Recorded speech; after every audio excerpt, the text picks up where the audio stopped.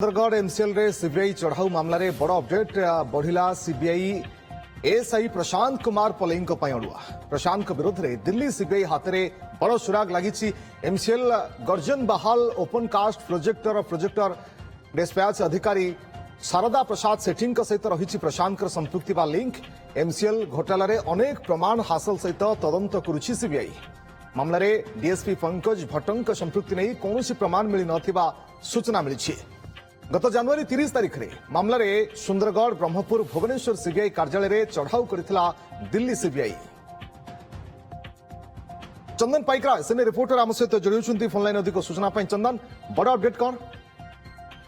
देखो जदि देखा जे एमसीएल घोटाला रे जदि देखा प्रशांत पले एवं जे एमसीएल रो डिस्पैच अधिकारी शारदा प्रसाद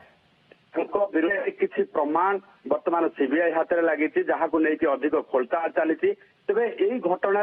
जितेबले डीएसपी पंकज भट्ट ना को लेकिन जितेबले चर्चा आसूला से संबंध में सीबीआई कौन प्रकार प्रमाण पाई ना कारण प्रशांत पले जी रही प्रशांत पले ही सबू घटनार मास्टर माइंड करने सहित मास्टर माइंड रहा सहित पूरा प्रवेह से ही ब्लूप्रिंट प्रस्तुत करते सहित ये घटना को नहीं जितेबले ये घटना को लेकिन तदंत तदंत पूरा संपूर्ण भाव पंकज भट्ट संपृक्ति कौन प्रकार प्रमाण सीबीआई हाथ में दिल्ली सीबीआई को मिली ना तेणु एभली क्षेत्र में जब देखा जे एएसआई अच्छा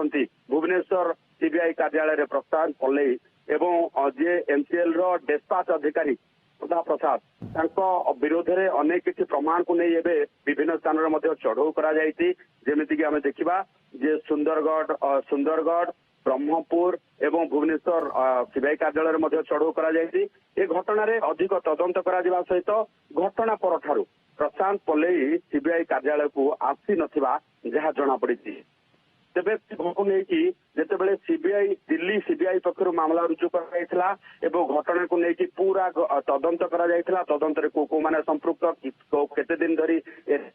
काम कला किभली भाव सीबीआई गोटे प्रीमियर इंस्टीट्यूट जो रही तदंतकारी संस्था जहां उपरे लोकंकर बहुत आस्था एवं बहुत भरोसा रही से क्षेत्र में पल्लई भली जो ऑफिसर अच्छा से किभली भाव यही घटना को लेकिन बड़ ऑफिसर ना नहीं से कौ भली भाव ये घोटाला करुछंती तार प्रमाण वर्तमान दिल्ली सीबीआई हाथ में जितेबाला मिली नहीं अधिक तदंत जो प्रशांत पले अड़ुआ बढ़िबारे लगी प्रशांत पले उपरे कौन भी मुहूर्त सीबीआई पक्षर कार्यानुष्ठान हो पारे एवं जहां को लेकिन पूरा घटनार तदंत चली सेपटे जदि आम देखा जे पंकज भट्टर संपृक्ति को लेकिन कौन भी प्रमाण एवं सुधा भी मिली ना कि घटना कौन प्रकार संपृक्ति ना जहां को लेकिन वर्तमान दिल्ली सीबीआई पक्षर ये घटना सुराग मिलवा लिंक कोटना कोटी बढ़ुची तेणु आगकू कौन प्रशांत अड़ुआ बढ़ुची कि नजर सीबीआई तदंत किभली भाव में बहुत बहुत धन्यवाद आपन समस्त सूचना।